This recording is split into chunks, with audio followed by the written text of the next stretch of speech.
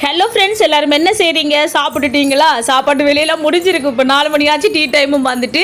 இன்றைக்கு எங்கட மதிய சமையல் என்னென்னு பார்த்துடலாமா? வாங்க பார்க்கலாம். இன்றைக்கு பார்த்தீங்கன்னு சொன்னால் சோறு சமைச்சிருக்கு. சம்பாரிசி சோறு தான் வடிச்சிருக்கேன். இன்றைக்கு மஞ்சள் எல்லாம் போட்டு சும்மா சூப்பராக ஜெல்லோ ரைஸ் வடிச்சாச்சு.